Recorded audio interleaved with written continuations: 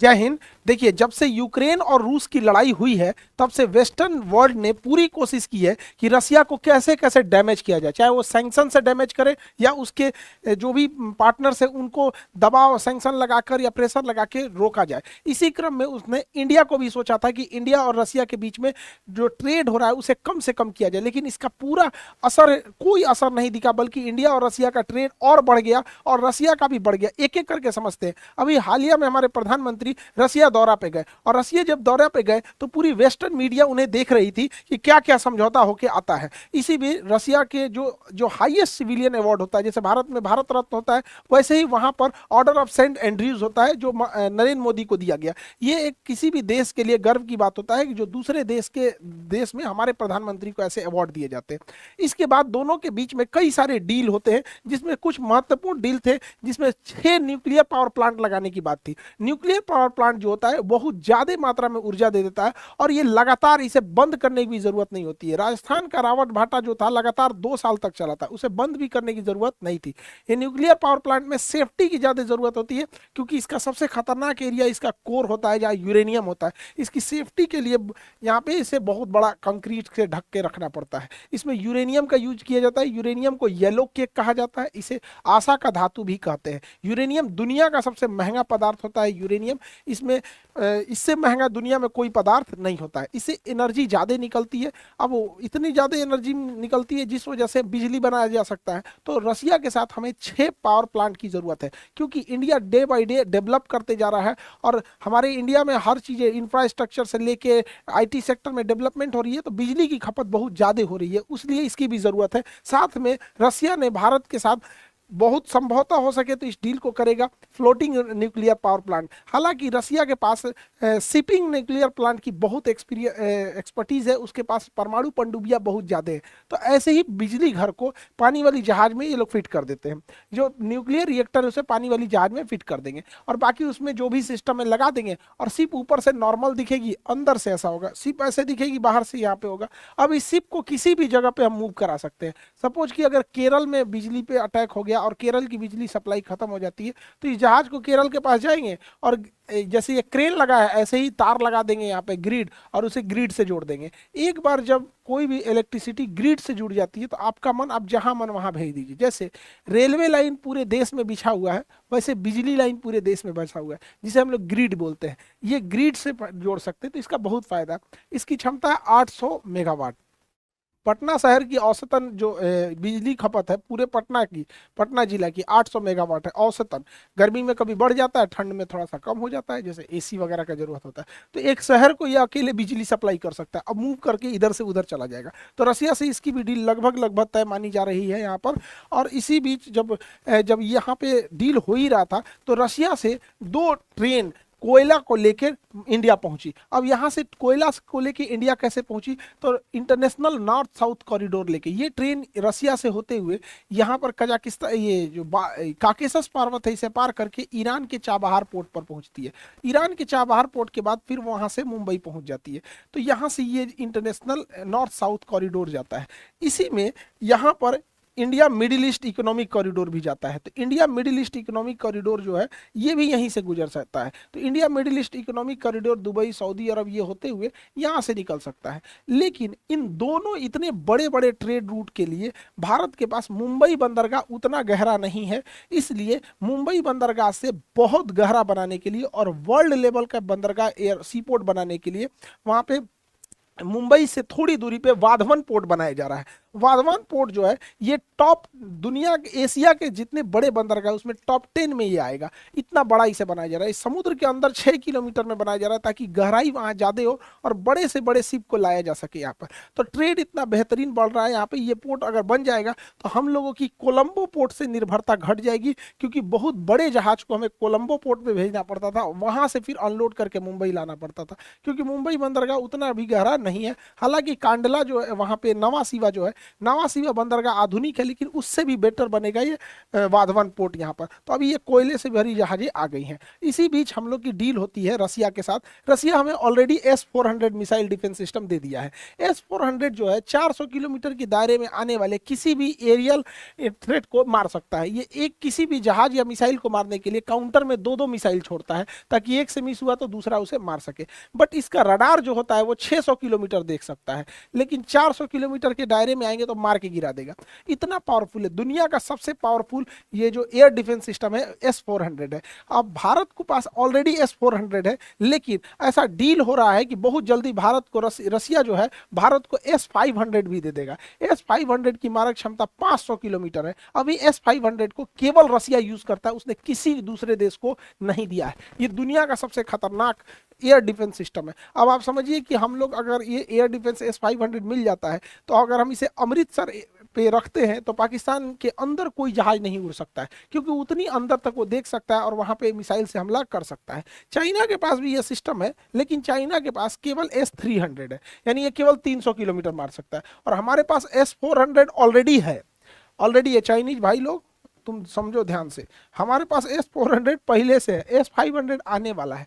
तो इसका मतलब अगर हम लोग सामने सामने की लड़ाई हो तो उसकी एयरफोर्स कितनी भी तगड़ी हो, वो मैक्सिमम हमारे अंदर 300 किलोमीटर पेनिट्रेट कर सकता है, और हम लोग उसके अंदर 500 किलोमीटर कर सकते हैं। तो ये एक बेहतर डील है भारत और रसिया के बीच में, जो दिखाता है कि दोनों देशों के रिश्ते कितने मजबूत हैं, क्योंकि S-500 केवल और केवल रसिया यूज करता और किसी को नहीं दिया। रसिया ने तुर्की को भी S-400 दिया था, जिसपे वेस्टर्न मीडिया ने बहुत बवाल मचाया था। तो हम दोनों के रिश्ते बहुत बेहतरीन होते जा रहे हैं। हालांकि बहुत दबाव बनाया गया, रसिया ने अपनी ओर से ऑफर भी किया है। Su-57 सुखोई क्या ये विमान है, ये बहुत बेहतरीन जहाज है, लेकिन स्टील्थ टेक्नोलॉजी से होता है। स्टील्थ रडार में नहीं आते हैं, इसे अमेरिकन जहाज F-22 रैप्टर से तो ना किया जाता है, लेकिन ये काफ़ी कॉस्टली है। तो भारत इसमें इंटरेस्ट भी दिखा रहा है और नहीं भी उतनी तरह से नहीं कह सकते, लेकिन रशिया की ओर से ये खुला ऑफर किया गया है हमारे लिए। यहाँ पे राफेल वगैरह से तो ये तगड़ा है। एक्चुअल हर जहाज की अलग अलग काम होता है। जैसे सड़क पे देखते होंगे, जो काम टेम्पू कर सकता है वो ट्रक नहीं कर सकता है, जो काम बाइक करेगा वो कभी बस नहीं कर सकता है। तो ऐसे कहिएगा कि बताइए, आप ही से कोई पूछेगा कि मोटरसाइकिल अच्छा, फोर व्हीलर अच्छा, कार अच्छा कि बस अच्छा, आप क्या कहिएगा भाई? जरूरत जिस चीज की है वो है। वैसे ही लड़ाकू जहाज में अमूमन ऐसे कॉमन मेंटेलिटी क्या होती है, जो एडवांस है वही अच्छा है।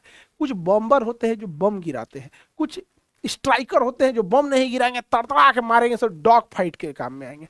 कुछ रिकॉनेसेंस मिशन में आते हैं, दूसरे देश में घुस के निगरानी करने में।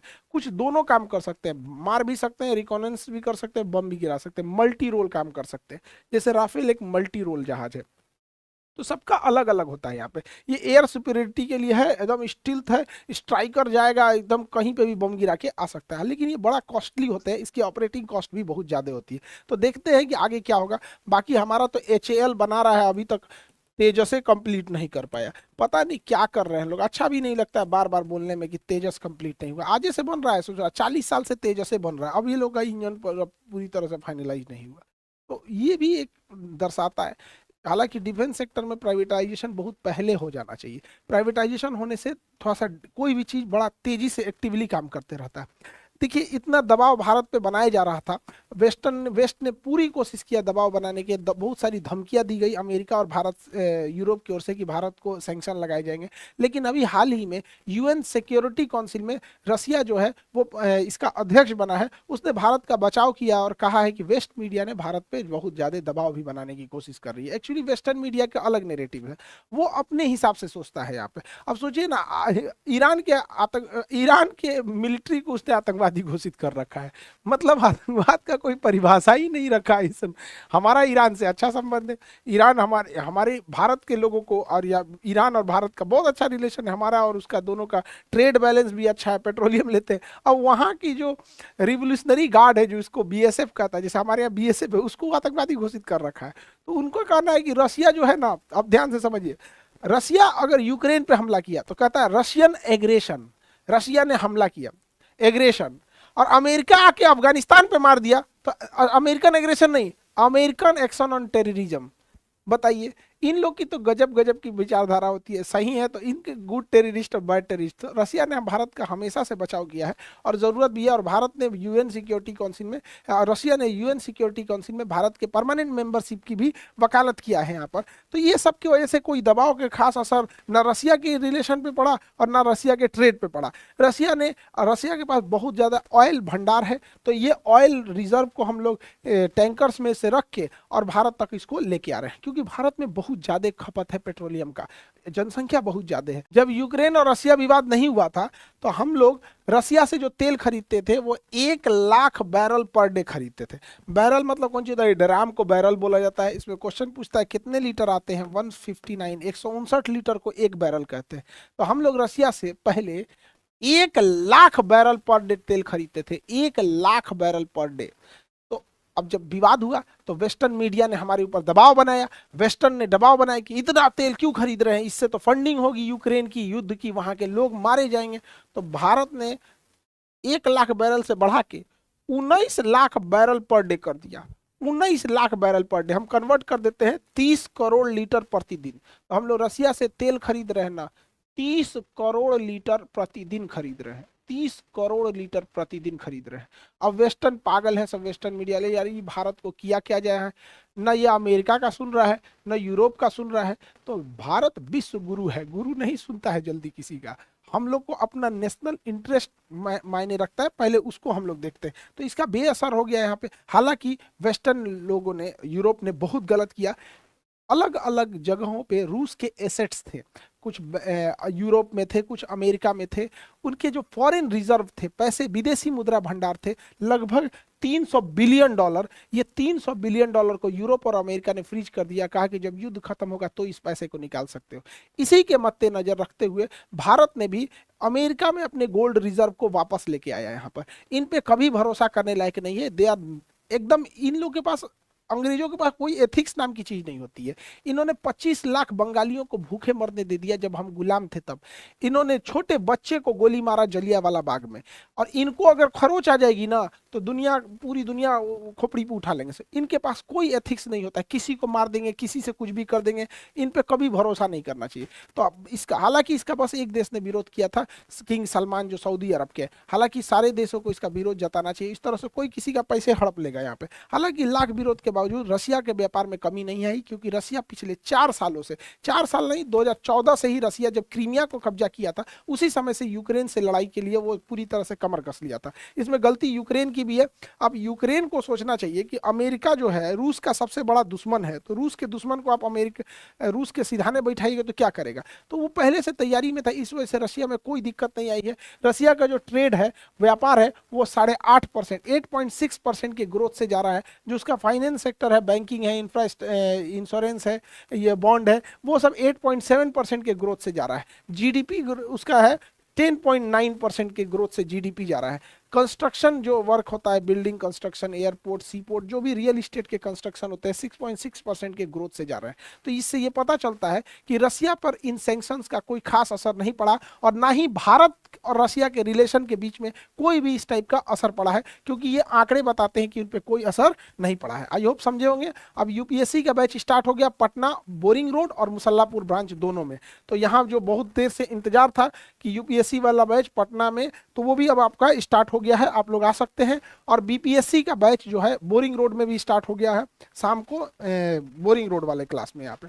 और बहुत जल्दी अगस्त में एक न्यू बीपीएससी बैच आएगा, जो नए पैटर्न वाले हैं, जो इतने नए बच्चे हैं उन लोग के लिए बीपीएससी का बैच आएगा यहाँ पर। और पॉलिटिकल साइंस जो पॉलिटी है, पॉलिटी एंड इंटरनेशनल रिलेशन, ये 23 तारीख कल से स्टार्ट है आप लोग का, 23 तारीख आज से ही। तो ये बैचेज हैं जो आप कर सकते हैं। इलाहाबाद वाले बच्चे आप लोग के पास हम बहुत जल्दी आ रहे हैं। आई होप आप पूरी टॉपिक को समझे होंगे। मिलेंगे नेक्स्ट क्लास में। जय हिंद।